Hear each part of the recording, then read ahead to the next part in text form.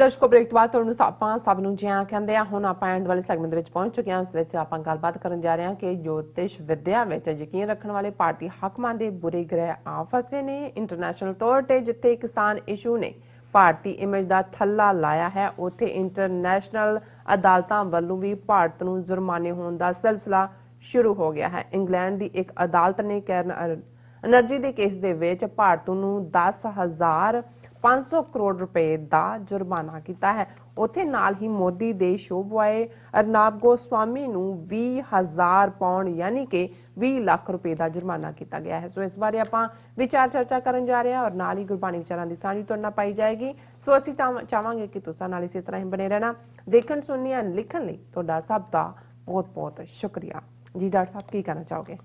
देखो तुसी बिल्कुल ठीक कहा भी इन्होंने उस किस्म के पखंड रखे हुए ने। बिल्कुल किवें पंडित बह जाते ने पत्रियां खोल के लोगों की किस्मत दसन। बिल्कुल ते जे अदरवाइज होया कि राहु ते केतू ने कहंदे रस्ता रोक लिया, वो कहंदे पंडित जी फिर रस्ता साफ किवें करनगे? वो कहंदे भाई दक्षिणा लाओ, दक्षिणा पहला लाओ फिर असीं उपाय करदे हां। राहु केतू नूं उठाना किहड़ा सौखा है, उन्हां नूं उठावांगे फिर असीं। सो मैनूं ये लगता है कि भी ये दूसरिਆਂ ਦੇ ਰਾਹੂ केतू दसदे ਇਹਨਾਂ ਦੇ ਰਾਹੂ केतूआं ने ਇਹਨਾਂ ਦਾ रस्ता रोकिया होया है।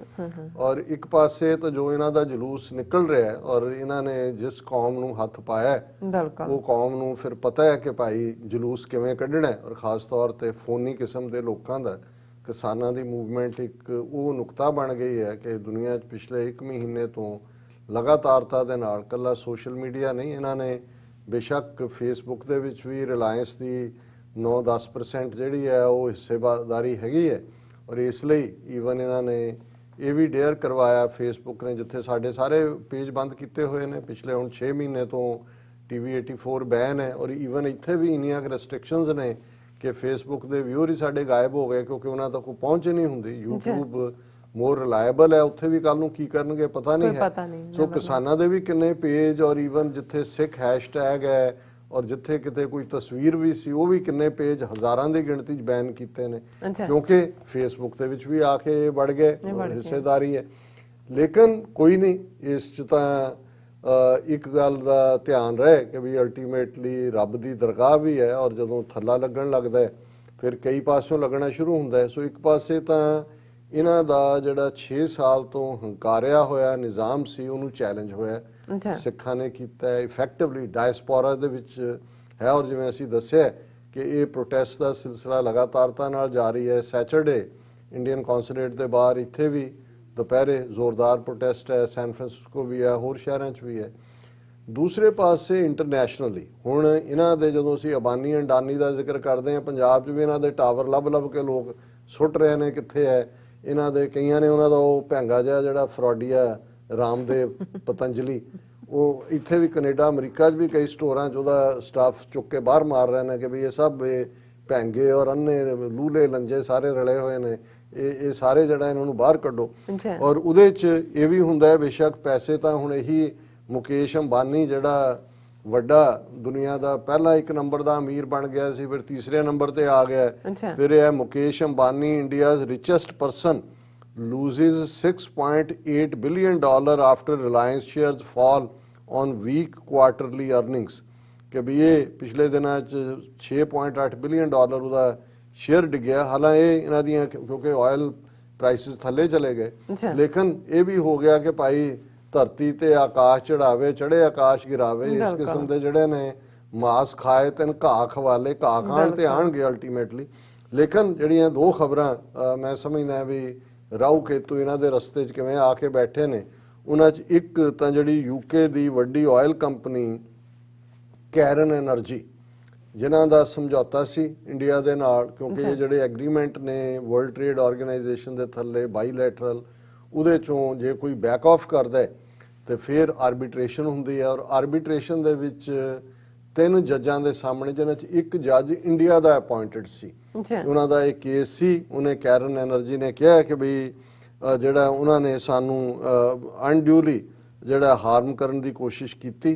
और उस सारे चों जिहड़ा कल इस कोर्ट ने फैसला सुनाया और यूनैनिमसली उन्होंने भारत के सिर 10,500 करोड़ का ਹਰਜਾਨਾ ਪਾਇਆ ਕਿ ਇਹ ਕੈਰਨ એનર્ਜੀ ਨੂੰ ਦਿਓ। ਅੱਛਾ, ਇਹ 1.2 ਬਿਲੀਅਨ ਡਾਲਰ ਬਣਦਾ ਔਰ ਉਹਦੇ ਨਾਲ 0.2 ਬਿਲੀਅਨ ਡਾਲਰ ਇੰਟਰਸਟ ਵੀ ਇਸ ਪੈਸੇ ਤੇ ਔਰ ਜਿਹੜੀਆਂ ਲੀਗਲ ਕਾਸਟ ਵੀ ਨੇ। ਔਰ ਉਹਦੇ ਚ ਉਹਨਾਂ ਨੇ ਕਿਹਾ ਫੈਸਲੇ 'ਚ ਕਿ India it said failed to accord the claimants Karen Energy investment fair and equitable treatment under the bilateral investment protection pact the nation had with UK, it said in 582 page order। 582 page the order ਹੈ। ਉਹਨਾਂ ਨੇ ਕਿਹਾ ਜੀ ਜੋ agreement ਸੀ ਉਹਨਾਂ ਨੇ fulfil ਨਹੀਂ ਕੀਤਾ ਔਰ ਇਹਦੀ ਕੋਈ ਅਪੀਲ ਵੀ ਨਹੀਂ ਹੈ ਕਿਉਂਕਿ ਇਹ ਜਿਹੜੀ ਆਰਬਿਟ੍ਰੇਸ਼ਨ ਹੈ ਉਹਦੇ 'ਚ ਕੋਈ ਅਪੀਲ ਨਹੀਂ। ਸੋ 1.4 ਬਿਲੀਅਨ ਡਾਲਰ ਹੁਣ ਵੈਸੇ ਮੋਦੀ ਜਾ ਕੇ ਲਏਗਾ ਤਾਂ ਚਾਈਨਾ ਤੋਂ ਹੀ, ਜਿਹੜਾ ਉਹਨਾਂ ਦਾ ਬੀਜਿੰਗ 'ਚ ਏਸ਼ੀਅਨ ਬੈਂਕ ਹੈ, ਹੁਣ ਦੇਣੇ ਕਿੱਥੋਂ ਨੇ ਉਹਨਾਂ ਨੂੰ। ਔਰ ਦੂਸਰਾ ਜਿਹੜਾ ਮਹਾਰਾਸ਼ਟਰ ਸਰਕਾਰ ਨੇ ਜਦੋਂ ਇਹਨੂੰ ਗ੍ਰਿਫਤਾਰ ਕੀਤਾ ਤੇ ਲੰਮਾ ਪੈ ਕੇ ਰੋਣ ਹੀ ਲੱਗ ਗਿਆ, ਇਹਦੇ ਮੂੰਹ 'ਚੋਂ ਝੱਗ ਵੀ ਸਾਫ਼ ਕਰਦੇ ਰਹੇ। ਅਰਨਾਬ ਗੋਸਵਾਮੀ ਜਿਹੜਾ ਉੱਥੇ ਬੈਠਾ ਨੋਟੰਕੀ ਕਰਦਾ ਰੋਜ਼ ਸਿਰੇ ਦਾ, ਜਿਹੜਾ ਉਹ ਡਰਾਮੇਬਾਜ਼ ਨੋਟੰਕੀ ਮਾਸਟਰ ਜੰਪ ਕਰ ਰਿਹਾ ਹੁੰਦਾ ਜਿਵੇਂ ਬਾਂਦਰ ਇੱਕ ਦਰਖਤ ਤੋਂ ਦੂਜੇ ਤੇ ਕਰਦਾ। ਔਰ ਉਹਨੂੰ ਵੀ ਉਹਨੇ ਪਿਛਲੇ ਦਿਨਾਂ 'ਚ ਇੱਕ ਪ੍ਰੋਗਰਾਮ ਕੀਤਾ ਆਪਣਾ, ਕਿਉਂਕਿ ਜਿਹੜੇ ਰਿਪਬਲਿਕ ਟੀਵੀ ਹੈ ਇਹਦਾ ਹੀ ਓਨ ਹੈ ਔਰ ਇਹ RSS ਦੇ ਸਾਰੇ ਫਰੰਟ ਨੇ। ਉਹ ਪ੍ਰੋਗਰਾਮ ਈਵਨ ਇੰਗਲੈਂਡ 'ਚ ਵੀ ਜਿਹੜੇ ਨੇ ਉਹ ਟੈਲੀਕਾਸਟ ਹੁੰਦੇ ਨੇ। ਔਰ ਵਰਲਡ ਵਿਊ ਮੀਡੀਆ ਨੈਟਵਰਕ ਨੇ ਜਿਹਦਾ UK licence Republican Bharat code ਹੈ, ਉਹਨਾਂ ਨੇ ਇਹਨੂੰ 20,000 ਪਾਉਂਡ ਫਾਈਨ ਕੀਤਾ। ਇਹ 20 ਲੱਖ ਬਣਦੇ ਨੇ। ਔਰ ਉਹਦੇ 'ਚ ਉਹਨਾਂ ਨੇ ਕਿਹਾ ਇਹ ਜਿਹੜਾ ਉਹਦਾ ਇੱਕ ਪ੍ਰੋਗਰਾਮ ਹੈ ਪੁੱਛਤਾ ਹੈ ਭਾਰਤ, ਉਹਨਾਂ ਨੇ ਕਿਹਾ ਕਿ ਵੀ ਇਹ ਅਨਕੰਟੈਕਚੁਅਲਾਈਜ਼ਡ ਹੇਟ ਸਪੀਚ ਔਰ ਹਾਈਲੀ ਆਫੈਂਸਿਵ। ਉਹ ਸਾਰੇ ਦੇ ਵਿੱਚ ਉਹਨੇ ਪਾਕਿਸਤਾਨ ਦੇ ਖਿਲਾਫ, ਪਾਕਿਸਤਾਨੀਆਂ ਦੇ ਖਿਲਾਫ ਬਹੁਤ ਨਫ਼ਰਤ ਭਰੀ ਜ਼ਬਾਨ, ਜਿਹੜੇ ਮੈਂ ਜੁਮਲੇ ਬੋਲ ਹੀ ਨਹੀਂ ਸਕਦਾ, ਉਹ ਵਰਤੀ। ਔਰ ਉਹਨਾਂ ਨੇ ਸਾਰੇ 'ਚ ਉਹਨਾਂ ਨੇ ਕਿਹਾ ਕਿ ਜੋ ਇਹਨੇ ਕਿਹਾ ਔਰ ਗੈਸਟ ਬਿਠਾ ਕੇ ਕਿਹਾ that amounted to hate speech against Pakistani people and derogatory and abusive treatment of Pakistani people। ਸੋ ਇਹਦੇ ਮੋਦੀ ਦੇ ਜਮਹੂਰੀਏ ਨੂੰ ਜਿਹੜਾ 20 ਲੱਖ ਰੁਪਏ ਦਾ ਫਾਈਨ, ਜਿਹੜਾ 20,000 ਪਾਉਂਡ ਹੈ। ਔਰ ਇਹ ਮੈਂ ਸਮਝਦਾ ਕਿ ਵੀ ਰਾਹੂ ਕੇਤੂ ਇਹਨਾਂ ਦੇ ਹੀ ਰਾਹ 'ਚ ਆਏ ਨੇ, ਐਕਸਪੋਜ਼ ਹੋਣੇ ਸ਼ੁਰੂ ਹੋਏ ਨੇ। ਅਦਰਵਾਈਜ਼ ਚੱਲ ਹੀ ਰਿਹਾ ਸੀ 6 ਸਾਲ ਤੋਂ ਆਪਣਾ ਇਹ ਧੋਖਾ ਵੇਚ ਰਹੇ ਸੀ। ਔਰ ਕਲੋਜ਼ਿੰਗ ਤੋਂ ਪਹਿਲਾਂ ਜਿਵੇਂ ਅਸੀਂ ਰੋਜ਼ਾਨਾ ਭਗਤ ਕਬੀਰ ਸਾਹਿਬ ਦੇ ਸ਼ਲੋਕ ਉਹਨਾਂ ਦੇ ਉੱਤੇ ਵਿਚਾਰ ਕਰਦੇ ਔਰ ਅੱਜ 3 ਸ਼ਲੋਕ ਜਿਹੜੇ ਇੱਕੋ ਹੀ ਥੀਮ ਦੇ ਨੇ ਔਰ ਇੱਕ ਲਾਈਨ ਉਹਨਾਂ ਦੀ ਪਹਿਲੀ ਕਾਮਨ ਹੈ। ਔਰ ਇਹ ਜਿਹੜੀ ਨੀਂਦ ਦੀ ਗੱਲ ਹੈ, 2 ਤਰ੍ਹਾਂ ਦੀ ਨੀਂਦ ਹੈ। ਇੱਕ ਤਾਂ ਸਾਡੀ ਇਨਸਾਨੀ ਜ਼ਰੂਰਤ ਹੈ, ਜਦੋਂ ਅਸੀਂ ਥੱਕ ਕੇ ਸੌਂਦੇ ਹਾਂ, ਐਵਰੇਜ 6 ਤੋਂ 8 ਘੰਟੇ ਦੀ ਨੀਂਦ ਜਿਹੜੀ ਹੈ ਉਹ ਹੈਲਥੀ ਨੀਂਦ ਮੰਨੀ ਜਾਂਦੀ ਹੈ। ਬਾਕੀ ਵੇਰੀ ਕਰਦੇ, 12 ਘੰਟੇ ਸੌਣ ਵਾਲੇ ਵੀ ਨੇ ਔਰ ਕਈ 3-4 ਘੰਟੇ 'ਚ ਵੀ ਗੁਜ਼ਾਰਾ ਕਰ ਲੈਂਦੇ ਨੇ। ਪਰ ਇਹ ਜਿਹੜੀ ਨੀਂਦ ਦੀ ਗੱਲ ਕਬੀਰ ਸਾਹਿਬ ਕਰਦੇ ਨੇ, ਇਹ ਦੁਨੀਆ ਦੀ ਮਾਇਆ ਦੇ ਵਿੱਚ ਗਫਲਤ ਸੌਂ ਕੇ ਹਕੀਕਤ ਤੋਂ ਦੂਰ ਔਰ ਇਹ ਸਮਝਣਾ, ਜਿਵੇਂ ਅੱਜ ਮੋਦੀ ਔਰ ਉਹਦੀ ਇਹ ਸਾਰੀ RSS ਜਮਾਤ ਸਮਝਦੀ ਹੈ ਕਿ ਉਹਨਾਂ ਨੇ ਕਿਤੇ ਹਿਸਾਬ ਨਹੀਂ ਦੇਣਾ। ਉਹਨਾਂ ਦਾ ਇਹ ਗੁੰਡਾ ਰਾਜ ਹਮੇਸ਼ਾ, ਹਰ ਗੁੰਡਾ, ਹਰ ਤਾਨਾਸ਼ਾਹ, ਹਰ ਡਿਕਟੇਟਰ, ਹਰ ਆਟੋਕਰੈਟ ਉਹ ਇਹ ਸਮਝਦਾ ਹੈ ਕਿ ਉਹਦਾ ਹੁਕਮ ਹਮੇਸ਼ਾ ਰਹਿਣ ਵਾਲਾ ਹੈ। ਪਰ ਇਸ ਗੱਲ ਦੀ ਯਾਦ ਦਹਾਨੀ 10ਵੇਂ ਪਾਤਸ਼ਾਹ ਗੁਰੂ ਗੋਬਿੰਦ ਸਿੰਘ ਸਾਹਿਬ ਨੇ ਕਰਵਾਈ ਕਿ ਭਾਰੀ ਭੁਜਾਨ ਕੇ ਭੂਪ ਭਲੀ ਬਿਦ ਨਿਆਵਤ ਸੀਸ न जात बिचारे इते पै तो कहाँ पै भूपत अंत को नांगे ही पाए पधारे। कि भारियां भारियां बाहां वाले राजे, मतलब मोस्ट माइटी किंग ਜਿਹੜੇ बड़े ताकतवर सी, ਉਹਨਾਂ ਅੱਗੇ ਕਿੰਨੇ ਲੋਕ ਸਿਰ ਝੁਕਾਉਂਦੇ ਸੀ, ਉਹਨਾਂ ਦੀ ਕਿੰਨੀ ਰਿਆਇਆ ਸੀ, ਉਹਨਾਂ ਦੀ ਗਿਣਤੀ ਨਹੀਂ ਹੋ ਸਕਦੀ। ਪਰ ਗੁਰੂ ਸਾਹਿਬ ਕਹਿੰਦੇ ਨੇ ਇੱਥੇ ਜਿਹੜੇ ਰਾਜੇ ਸੀ, ਕਹਾਂ ਪੇ ਭੂਪਤ, ਕਿੱਥੇ ਗਏ ਉਹ ਰਾਜੇ, ਅਖੀਰ ਇਸ ਦੁਨੀਆ ਤੋਂ ਨੰਗੇ ਪੈਰ ਤੁਰ ਜਾਣੇ। ਸੋ ਕਬੀਰ ਸਾਹਿਬ ਯਾਦ ਦਹਾਨੀ ਕਰਵਾਉਂਦੇ ਨੇ, ਕਬੀਰ ਸੂਤਾ ਕਿਆ ਕਰੇ ਜਾਗ ਰੋਏ ਭੈ ਦੁੱਖ ਜਾਂ ਕਾ ਬਾਸਾ ਗੋਰ ਮੈਂ ਸੋ ਕਿਉ ਸੋਵੈ ਸੁਖ। ਗੋਰ ਕਬਰ ਨੂੰ ਕਹਿੰਦੇ ਨੇ, ਬਹੁਤ ਹਨੇਰੀ ਗੁਫਾ ਨੂੰ ਵੀ ਕਹਿੰਦੇ ਨੇ। ਹੁਣ ਅਲਟੀਮੇਟਲੀ ਕਬੀਰ ਸਾਹਿਬ ਯਾਦ ਦਹਾਨੀ ਕਰਵਾਉਂਦੇ ਨੇ ਕਿ ਭਾਈ ਤੂੰ ਮਾਇਆ ਦੇ ਨਸ਼ੇ ਦੇ ਵਿੱਚ ਪੂਰਾ ਗਰੂਰ ਹੋ ਕੇ ਜੀ ਰਹੇ, ਸੁੱਤਾ ਹੋਇਆ। ਕਹਿੰਦੇ ਨੇ ਜਾਗ, ਚਾਰ ਚੁਫੇਰੇ ਦੇਖ ਹਕੀਕਤ ਕੀ ਹੈ, ਜੋ ਤੂੰ ਹਕੀਕਤ ਸਮਝਦਾ ਹੈ ਉਹ ਨਹੀਂ ਹੈ। ਅਲਟੀਮੇਟਲੀ ਜਿਸ ਸਰੀਰ ਨੂੰ ਪਾਲਣ ਦੇ ਲਈ ਤੂੰ ਹਰ ਕਿਸਮ ਦਾ ਬੁਰਾ ਕੰਮ ਕਰਦਾ ਹੈ, ਬੇਈਮਾਨੀ ਕਰਦਾ ਹੈ, ਰਿਜ਼ਕ ਹਲਾਲ ਨਹੀਂ ਕਰਦਾ, ਹਰਾਮ ਕਰਦਾ ਹੈ, ਪਰ ਇੱਕ ਦਿਨ ਤੂੰ ਗੋਰ ਦੇ ਵਿੱਚ, ਕਬਰ ਦੇ ਵਿੱਚ ਜਾ ਕੇ ਸੌ ਜਾਣਾ ਹੈ। ਤੇ ਇਹ ਸਾਰੇ ਧੰਦੇ, ਇਹ ਸਾਰੇ ਜਿਹੜੀਆਂ ਗਲਤ ਗੱਲਾਂ ਨੇ, ਇਹਦਾ ਵੀ ਤੈਨੂੰ ਖਮਿਆਜ਼ਾ ਭੁਗਤਣਾ ਪੈਣਾ ਹੈ। ਔਰ ਦੂਸਰਾ ਸ਼ਲੋਕ ਹੈ, ਕਬੀਰ ਸੂਤਾ ਕਿਆ ਕਰੇ, ਉੱਠ ਕੇ ਨਾ ਜਪੈ ਮੁਰਾਰ, ਇੱਕ ਦਿਨ ਸੋਵਨ ਹੋਏਗੋ ਲਾਂਬੇ ਗੋਡ ਪਸਾਰ। ਕਿ ਭਾਈ ਤੂੰ ਮਾਇਆ ਦੀ ਨੀਂਦ 'ਚ ਸੁੱਤਾ ਹੋਇਆ ਹੈ, ਕਿਉਂ ਨਹੀਂ ਜਾਗਦਾ, ਕਿਉਂ ਨਹੀਂ ਜਾਗ ਕੇ ਉਸ ਰੱਬ ਨੂੰ ਯਾਦ ਕਰਦਾ ਜਿਸ ਰੱਬ ਨੇ ਤੈਨੂੰ ਪੈਦਾ ਕੀਤਾ ਹੈ, ਜਿਸ ਰੱਬ ਨੇ ਤੈਨੂੰ ਸਾਰੀਆਂ ਸੁੱਖ ਸਹੂਲਤਾਂ ਦਿੱਤੀਆਂ ਨੇ। ਉਸ ਮਾਇਆ ਦੀ ਨੀਂਦ 'ਚੋਂ ਜਾਗ, ਇੱਕ ਦਿਨ ਯਾਦ ਰੱਖ, ਇੱਕ ਦਿਨ ਸੋਵਨ ਹੋਏਗੋ ਲਾਮੇ ਗੋਡ ਪਸਾਰ। ਹੁਣ ਕਬਰ ਦੇ ਵਿੱਚ ਲੱਤਾਂ ਤਾਂ ਸਿੱਧੀਆਂ ਹੀ ਹੁੰਦੀਆਂ ਨੇ, ਇੱਕ ਵਾਰੀ ਪੈ ਗਿਆ ਮੁੜ ਕੇ ਹਿਲਣੀਆਂ ਤਾਂ ਹੈ ਹੀ ਨਹੀਂ, ਜਾਨ ਤਾਂ ਹੁੰਦੀ ਨਹੀਂ, ਜਦੋਂ ਪਾਤਾ ਉੱਥੇ ਹੀ ਬੈਠਾ ਔਰ ਅਲਟੀਮੇਟਲੀ ਉਹਨੂੰ ਕੀੜੇ ਮਕੌੜੇ ਦੂਜੇ ਮਿੱਟੀ ਨਾਲ ਮਿੱਟੀ ਹੋ ਜਾਂਦਾ।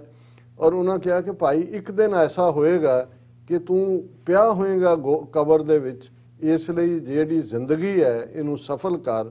ਔਰ ਤੀਸਰਾ, ਕਬੀਰ ਸੂਤਾ ਕਿਆ ਕਰੇ, ਬੈਠਾ ਰਹੋ ਔਰ ਜਾਗ, ਜਾਂ ਕੇ ਸੰਗ ਤੇ ਵਿਛਰਾ, ਤਾਂ ਹੀ ਕਹਿ ਸੰਗ ਲਾਗ। ਹੁਣ ਇਹ ਜਿਹੜੀ ਅਲਟੀਮੇਟ ਹਕੀਕਤ ਹੈ, ਜਦੋਂ ਗੁਰੂ ਸਾਹਿਬ ਯਾਦ ਦਹਾਨੀ ਕਰਵਾਉਂਦੇ ਨੇ ਕਿ ਮਨ ਤੂੰ ਜੋਤ ਸਰੂਪ ਹੈ, ਆਪਣਾ ਮੂਲ ਪਛਾਣ।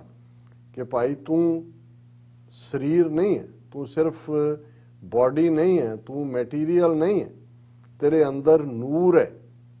ਜਿਹਨੂੰ ਕਬੀਰ ਸਾਹਿਬ ਨੇ ਫਰਮਾਇਆ ਸੀ, ਅਵਲ ਅੱਲਾਹ ਨੂਰ ਉਪਾਇਆ, ਕਿ ਸਭ ਤੋਂ ਪਹਿਲਾਂ ਰੱਬ ਨੇ ਨੂਰ ਪੈਦਾ ਕੀਤਾ। ਕੁਦਰਤ ਕੇ ਸਭ ਬੰਦੇ, ਸਾਰੀ ਕਾਇਨਾਤ ਦੇ ਵਿੱਚ ਕ੍ਰੀਏਸ਼ਨ ਉਸ ਕੁਦਰਤ ਦੀ ਹੈ। ਏਕ ਨੂਰ ਤੇ ਸਭ ਜਗ ਉਪਜਿਆ, ਕੌਣ ਭਲੇ ਕੋ ਮੰਦੇ। ਜਦੋਂ ਸਭ ਨੂੰ ਪੈਦਾ ਕਰਨ ਵਾਲਾ ਉਹ ਨੂਰ ਹੈ, ਫਿਰ ਚੰਗਾ ਤੇ ਮਾੜਾ ਕੌਣ, ਨਫ਼ਰਤ ਕਿਹਦੇ ਨਾਲ, ਹਸਦ ਕਿਹਦੇ ਨਾਲ, ਕਿਸ ਦੇ ਉੱਤੇ ਗੁੱਸਾ, ਅਨਾ ਕਿਸ ਗੱਲ ਦੀ। ਪਰ ਇਹੀ ਕਬੀਰ ਸਾਹਿਬ ਯਾਦ ਦਹਾਨੀ ਕਰਵਾ ਰਹੇ ਨੇ ਕਿ ਭਾਈ ਮਾਇਆ ਦੇ ਵਿੱਚ ਸੁੱਤਾ ਨਾ ਰਹਿ, ਬੈਠਾ ਰਹੋ ਔਰ ਜਾਗ, ਉੱਠ ਇਸ ਮਾਇਆ ਦੀ ਨੀਂਦ ਚੋਂ, ਜਾ ਕੇ ਸੰਗ ਤੇ ਵਿਛਰਾ। ਕਿ ਤੂੰ ਜਦੋਂ ਇਸ ਦੁਨੀਆ ਦੇ ਵਿੱਚ ਆਇਆ, ਜਿਸ ਰੱਬ ਨੇ ਤੈਨੂੰ ਭੇਜਿਆ, ਤੇਰਾ ਇਕਰਾਰ ਹੈ ਉਸ ਰੱਬ ਦੇ ਨਾਲ ਕਿ ਇਹ ਜ਼ਿੰਦਗੀ ਤੂੰ ਬੰਦਗੀ ਦੇ ਵਿੱਚ ਗੁਜ਼ਾਰਨੀ ਹੈ, ਤੂੰ ਖਲਕਤ ਦੀ ਸੇਵਾ ਦੇ ਵਿੱਚ ਗੁਜ਼ਾਰਨੀ ਹੈ। ਉਹ ਤੂੰ ਵਿਛੜਿਆ ਉਹਦੇ ਕੋਲੋਂ, ਪਰ ਇੱਥੇ ਆ ਕੇ ਤੂੰ ਭੁੱਲ ਹੀ ਗਿਆ ਕਿ ਵੀ ਤੂੰ ਕੌਣ ਸੀ ਤੇ ਤੂੰ ਕੌਣ ਹੈ, ਔਰ ਤੂੰ ਕਿਉਂ ਜਿਹਾ ਆਪਣੀ ਜ਼ਿੰਦਗੀ ਜੀ ਰਿਹਾ ਹੈ। ਤਾਂ ਹੀ ਕਹਿ ਸੰਗ ਲਾ, ਕਿ ਜਿਹਦੇ ਤੋਂ ਵਿਛੜਿਆ, ਜਿਸ ਰੱਬ ਨਾਲੋਂ ਤੂੰ ਵਿਛੋੜਾ ਪਾ ਕੇ ਮਾਇਆ ਦੇ ਵਿੱਚ ਸੁੱਤਾ ਹੋਇਆ, ਇਸ ਨੀਂਦ ਨੂੰ, ਮਾਇਆ ਦੀ ਨੂੰ ਛੱਡ ਤੇ ਉਸ ਰੱਬ ਦੀ ਬੰਦਗੀ, ਰੱਬ ਦੀ ਇਬਾਦਤ, ਜਿਹਦੇ ਬਾਰੇ ਬਾਬਾ ਫਰੀਦਗੰਜ ਸ਼ੱਕਰ ਨੇ ਫਰਮਾਇਆ, ਤੇਰੀ ਪਨਾਹ ਖੁਦਾਏ ਤੂੰ ਬਖਸ਼ੰਦਗੀ, ਸ਼ੇਖ ਫਰੀਦੈ ਖੈਰ ਦੀਜੈ ਬੰਦਗੀ। ਇਹੀ ਬੰਦਗੀ ਉਸ ਰੱਬ ਤੋਂ ਮੰਗੀ। ਜੀ ਡਾਕਟਰ ਸਾਹਿਬ, ਤੁਹਾਡਾ ਬਹੁਤ ਬਹੁਤ ਸ਼ੁਕਰੀਆ। ਤੁਸੀਂ ਅਧਿਆਇਮੀ ਸ਼ੂ ਤੇ ਅੱਜ ਦਾ ਵਿਚਾਰ ਸਾਡੇ ਦਰਸ਼ਕਾਂ ਨਾਲ ਸਾਂਝਾ ਕੀਤਾ। ਸਵਸਨ ਆਪਣੇ ਵਿਊਜ਼ ਕੋਲ ਨੇ ਇਜਾਜ਼ਤ। ਵਿਊਅਰਸ, ਸਾਡੇ ਪ੍ਰੋਗਰਾਮ ਦਾ ਸਮਾਂ ਇੱਥੇ ਸਮਾਪਤ ਹੁੰਦਾ ਹੈ। ਤੁਸੀਂ ਆਪਣੀ ਰਾਏ ਤੇ ਸੁਝਾਅ ਸਾਨੂੰ ਭੇਜਣਾ ਨਾ ਭੁੱਲਣਾ। ਸਾਡੇ ਇਸ ਪਤੇ ਤੇ SOS@tv84.tv ਤੇ ਅਸੀਂ ਆਪਣਾ ਪ੍ਰੋਗਰਾਮ ਲੈ ਕੇ ਫਿਰ ਦੁਬਾਰਾ ਤੁਹਾਡੇ ਸਨਮੁਖ ਹੋਵਾਂਗੇ। ਤਦ ਤੱਕ ਲਈ ਮੈਨੂੰ ਤੇ ਆਪਣੇ ਡਾਕਟਰ ਨੂੰ ਆਗਿਆ ਦਿਓ। ਦੇਖਦੇ ਰਹੋ TV84। ਬੁਲਾ ਦਿਓ ਫਤਿਹ। ਵਾਹਿਗੁਰੂ ਜੀ ਕਾ ਖਾਲਸਾ, ਵਾਹਿਗੁਰੂ ਜੀ ਕੀ ਫਤਿਹ। ਰੱਬ ਰਾਖਾ।